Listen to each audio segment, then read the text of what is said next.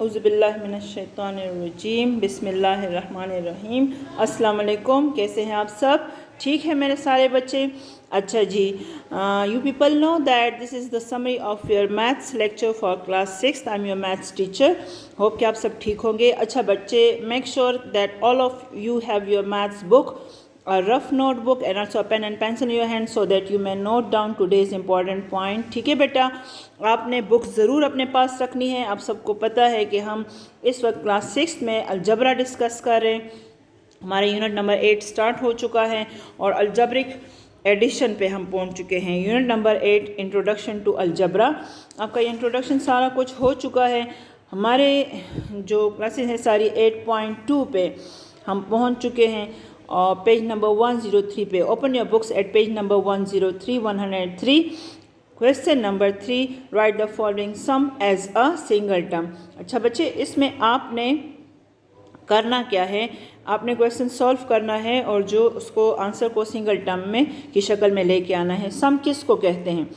सम कहते हैं the answer of addition, means के हमने इसको ऐड करना है। आई होप कि इस एक्सरसाइज का क्वेश्चन नंबर 1 और 2 सबकी कॉपी में मौजूद होगा, किया होगा। आप लोगों ने भी ये काम सारा इसी तरीके से करना है। कुछ बच्चों ने क्वेश्चन नंबर 3 भी कंप्लीट किया होगा। जिन्होंने नहीं किया उनके लिए मैं समझा रही हूँ, ठीक है? जिन्होंने किया है दोबारा करने की ज़रूरत नहीं है। चलें जी, हम सॉल्व करेंगे। अलजब्रिक एडिशन है। अलजब्रिक एडिशन के रूल्स मैं पहले आप लोगों को बता दूं। सबसे जो पहला ज़रूरी रूल है वो है only like terms can be added. Only like terms can be added. Second है if both the terms have same sign then we will add the terms. अगर दोनों टर्म्स के साइन सेम हैं, मतलब दोनों टर्म्स पॉजिटिव हैं या दोनों नेगेटिव हैं, हम उन टर्म्स को ऐड करेंगे। थर्ड रूल है कि आंसर के साथ साइन ग्रेटर टर्म का आएगा। फोर्थ रूल है कि एक्सपोनेंट्स जो है वो ऐड नहीं होंगे। ठीक है जी, अब इन 4 रूल्स को फॉलो करते हुए हम एडिशन स्टार्ट करते हैं। हमने इनको ऐड करना है। आपको ये हॉरिजॉन्टल वे में गिवन है, इसको मैंने वर्टिकली लिख लिया है। ऑपरेशन हम करें एडिशन का, इसलिए यहाँ प्लस का साइन आ गया। यहाँ पे देखें ये टर्म पॉजिटिव है क्योंकि आपको मैंने बताया हुआ है जहाँ कोई साइन ना हो वहाँ प्लस का साइन होता है। इन दोनों के साइन सेम हैं तो ये दोनों आपस में ऐड होंगे क्योंकि same signs when the terms carry same sign then the terms will be added. तो 2 और 3 को ऐड कर आपके पास 5 आएगा। आंसर के साथ साइन ग्रेटर टर्म का, इन दोनों में ग्रेटर टर्म जो है वो 3 है तो इसके साथ प्लस का साइन आएगा। ठीक है जी, वेरिएबल एज इट इज़ आएगा because exponents are not added, so plus 5x is the answer. Got it? अच्छा जी, अब आ जाए नेक्स्ट, इसी का नेक्स्ट पार्ट देखें। +4a² + 5a²। इसी तरह से आपने इसको लिखना है। आपके पास आंसर आएगा +9a² because coefficients will be added, both the terms are positive, दोनों टर्म्स के साथ प्लस का साइन है तो ऐड होंगे। ठीक है जी, +9a²। एक्सपोनेंट्स ऐड नहीं होते, a² की शक्ल में आ जाएगा। थर्ड जो पार्ट है 1 + 1x, यहाँ कोफिशिएंट नहीं है तो 1 कोफिशिएंट होगा और ये आपने ज़रूर लिखना है। आप इसको नहीं लिखेंगे तो एडिशन में आप इसको स्किप कर देंगे, आपका आंसर गलत आएगा। ठीक है जी, तो आप यहाँ पे 1 ज़रूर मेंशन करें। +1x + 2x + 3x, ये तीनों लाइक टर्म्स हैं, तीनों ऐड होंगी। आपके पास आंसर आएगा +6x। Right, next part +9ab + 2ab। Same वही मेथड है, आपके पास +11ab आ जाएगा। वेरिएबल्स एज इट इज़ आएंगे। ठीक है जी, नेक्स्ट पार्ट +2xyz + 3xyz। दोनों के साइन सेम है, दोनों टर्म्स पॉजिटिव है। आपके पास आएगा +5xyz। क्लियर? अच्छा जी, अब हम आते हैं यहाँ पे next and the last part +4x³ + 7x³। Same वही मेथड है, आपके पास आंसर आएगा +11a³। नेक्स्ट आपका क्वेश्चन है simplify the following expressions. Simplify the following expression, you know that it is an algebraic expression.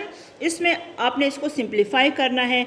Simplify का मतलब है कि टर्म्स के दरमियान जो भी आपको ऑपरेशन गिवन है, चाहे वो एडिशन है या सब्ट्रैक्शन है, आपने उसको उसके मुताबिक सॉल्व करना है। ठीक, अब एडिशन सब्ट्रैक्शन के लिए सबसे ज़रूरी जो उसूल है, सबसे पहला जो रूल है वो ये है कि only like terms can be added. तो इसमें देखें, आप पहले लाइक टर्म्स सर्च करें। Is there any like term? Yes, 3x and 4x are like terms because their variables and exponents are same. The condition for the like terms is that variables and exponents must be same. Only in this case the terms will be like terms. Okay, तो ये दोनों आपस में like terms हैं, इनको हम rough work में उसी तरह से सॉल्व करेंगे जिस तरह अभी आपने एडिशन के क्वेश्चन किए। ये देखें, ये भी पॉजिटिव टर्म है क्योंकि यहाँ पे प्लस का साइन है, ये टर्म भी पॉजिटिव है, दोनों के साइन सेम है, +7x इसका आंसर आएगा। इन दोनों के दरमियान आप फ्रेंडशिप बैंड लगा दें ताकि आपको पता हो कि ये दोनों आपस में सॉल्व होती हैं। जो थर्ड टर्म है +6y, ये इनकी अनलाइक टर्म्स है because it's variable is change, इसका वेरिएबल इनसे चेंज है तो ये इनके साथ ऐड नहीं हो सकती। इन दोनों से आपके पास आंसर आएगा, आप सॉल्यूशन की हेडिंग के बाद इक्वल का साइन लगाएंगे, 7x इनका आंसर आया, +6y एज इट इज़ नीचे आएगा क्योंकि ये इनकी अनलाइक टर्म है। अब मज़ीद आप इन दोनों को कंपेयर करें, अगर ये दोनों आपस में लाइक टर्म्स हैं तो मज़ीद इनको आपस में सॉल्व करें, अगर अनलाइक टर्म्स हैं तो बस फिर यही आपका आंसर है क्योंकि unlike terms can not be added और सब्ट्रैक्टेड। ठीक है जी। नेक्स्ट पार्ट, इसमें देखें +1x²y +2xy² -3x²y +5xy²। अब इसमें भी आपने करना क्या है, लाइक टर्म्स को आपस में मिलाएं। x² x1y², ये स्क्वायर है x पे यहाँ और यहाँ 1 है, वेरिएबल्स तो सेम है लेकिन देखें इन दोनों के एक्सपोनेंट्स चेंज हैं, इसलिए ये आपस में अनलाइक टर्म्स हैं। इसकी लाइक टर्म आपको मिलेगी यहाँ पे, ये देखें, ये x² है, ये भी x² है, ये y1 है, ये भी y1 है, तो ये दोनों आपस में लाइक टर्म्स हैं। और इसी तरह से ये दोनों आपस में लाइक टर्म्स हैं, तो इनको आप अरेंज फॉर्म में लिख लें। पहले जो लाइक टर्म्स हैं ना, इसके साथ ये वाली टर्म लिखें, इसके साथ ये वाली टर्म लिखें। अब इन दोनों को आपस में सॉल्व करें इसी तरह से रफ फर्क में, +1x²y -3x²y।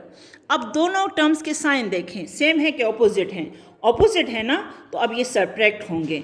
जब दोनों टर्म्स जब पॉजिटिव होती हैं या दोनों टर्म्स जब नेगेटिव होती हैं तो दोनों ऐड होती हैं, लेकिन अगर एक टर्म पॉजिटिव हो एक टर्म नेगेटिव हो तो फिर वो सब्ट्रैक्ट होती हैं। ठीक है जी। तो ये केस यहाँ पे है, ये टर्म पॉजिटिव है, ये प्लस है, ये टर्म नेगेटिव है, तो ये आपस में सब्ट्रैक्ट होंगी। 3 में से 1 सब्ट्रैक्ट करें 2 आएगा आंसर के साथ ग्रेटर टर्म का। इन दोनों में ग्रेटर टर्म कौन सी है, बड़ा कौन है, 1 है कि 3 है? 3 बड़ा है ना, इसका साइन आएगा आंसर के साथ। तो -2x²y, variables as it is आएंगे, वेरिएबल्स जैसे हैं बस एज इट इज़ आएंगे। ठीक है जी। तो इन दोनों का आंसर आया -2x²y। फिर अब इन दोनों को सॉल्व करें, ये दोनों पॉजिटिव टर्म्स हैं, ऐड हो जाएंगी, +7xy² आएगा। ठीक, तो यहाँ तक ये इसका आंसर आ गया। अब इसको चेक करें, क्या ये दोनों आपस में लाइक टर्म्स हैं? ये है x²y, ये है x1y², तो अनलाइक टर्म्स हैं, आपस में ऐड नहीं हो सकती, इसलिए ये एज इट इज़ आएगा। ठीक है जी, यहाँ तक ये इसका आंसर। इसी तरह से जो पार्ट नंबर ये थर्ड है, ये भी इसी मेथड से हैं। ठीक है जी। पार्ट नंबर 4 पे आ जाए। यहाँ पे थोड़ा सा बच्चे आपके लिए एक चेंज है। पार्ट नंबर 4 में हुआ क्या है कि यहाँ पे ये जो ABC आपको गिवन है ना, यहाँ पे ये आपको क्या कोफिशिएंट्स के तौर पे गिवन है। A, B और C को कोफिशिएंट के तौर पे आपको दिया गया है। ठीक है, तो अब उस लिहाज से जो लाइक टर्म्स आपके पास बनती है ना, वो है AX और CX। इन दोनों को अरेंज करके लिखें, प्लस BY जो है वो साइड पे। अब इन दोनों को ऐड करें, रफ वर्क में आ जाएं, AX एंड CX। अब A और C को ऐड करें, कोफिशिएंट्स के तौर पे आपको गिवन है, तो इन दोनों कोफिशिएंट्स को ऐड करें। ये चूंकि नंबर फॉर्म में नहीं है तो हम इनको ऐड नहीं कर सकते, इनको हम इस तरह लिखेंगे A + C और ये वेरिएबल एज इट इज़। तो आपके पास आ जाएगा x × A + C। ये x अगर आप यहाँ लिखते हैं या यहाँ पे लिखें, दोनों एक ही बात है। डिस्ट्रीब्यूटिव प्रॉपर्टी में ये चीज़ आप लोग कर चुके हैं। प्लस BY जो है वो अनलाइक टर्म है, वो एज इट इज़ आ जाएगी। ठीक है, अच्छा जी, नेक्स्ट आ जाए। इस क्वेश्चन में आपने बताना है, क्वेश्चन नंबर 5 में, कि इसमें टर्म्स कौन सी है। Identify the terms, like terms, coefficients and constants in the expressions. ये जो आपको पूरी एक्सप्रेशन गिवन है, इसमें आप बताएं कि टर्म्स कौन कौन सी है। टर्म्स मेरे बच्चों को पता है, ये देखें, एक हमारे पास टर्म है +3x, दूसरी टर्म है +4x, तीसरी टर्म है +1y, फोर्थ टर्म है -2। ठीक है जी। अब नेक्स्ट टर्म्स तो हमने बता दिए, नेक्स्ट पूछ रहे हैं लाइक टर्म्स कौन कौन सी हैं। लाइक टर्म्स कौन कौन सी है, ये देखिए इन दोनों टर्म्स के वेरिएबल्स और उनके एक्सपोनेंट सेम है ना, तो ये दोनों लाइक टर्म्स है। इस तरह से आपने लाइक टर्म्स की हेडिंग दे देनी है, ठीक है। तो +4x, +3x ये दोनों लाइक टर्म्स हैं। अब कोफिशिएंट्स कौन कौन से हैं, कोफिशिएंट्स देखें, वेरिएबल का जो कांस्टेंट फैक्टर है 3 है, 4 है और यहाँ पे क्या है 1, ये तीनों हमारे पास +3, +4, +1 ये तीनों कोफिशिएंट्स हैं। कांस्टेंट का इन्होंने पूछा है, कांस्टेंट कौन सा है, ये -2 is the constant number, got it. अच्छा जी, इसी तरह से इसका नेक्स्ट पार्ट भी है, इसका जो नेक्स्ट पार्ट है ना उसमें भी आपने इसी तरह से क्या नाम है, इसके टर्म्स बताने हैं कि कितनी टर्म्स हैं इसमें, लाइक टर्म्स कौन कौन सी है, कोफिशिएंट्स कौन से हैं और कांस्टेंट कौन से हैं, ठीक है जी। अब जो क्वेश्चन नंबर 6 है इस एक्सरसाइज का बच्चे, दिस इज़ योर होमवर्क, ये आपने होमवर्क के तौर पे करना है। होमवर्क के तौर पे कैसे, ये ना मैं आपको समझा रही हूँ, मैंने कुछ नहीं करना, सिर्फ मैं आपको बताऊंगी कि मैच लाइक टर्म्स, इसमें आपने पेंसिल और रूलर से लाइक टर्म्स को आपस में मैच करना है। लाइक टर्म्स का आप लोग को अच्छी तरह से पता है, तो ये क्वेश्चन आप खुद करेंगे, ये आपका होमवर्क है। होप के सब इसको बिल्कुल ठीक करेंगे, बिकॉज ये आपको समझ में आ चुका है, ठीक है बेटा। सारा काम बहुत अच्छे तरीके से करना है, प्रॉपर प्रेजेंटेशन हो, margin line, underline, marker use हो, सारा कुछ जिस तरह आप क्लास वर्क कॉपी में करते हैं, ठीक है जी। होप कि आप सबको समझ आ गई होगी।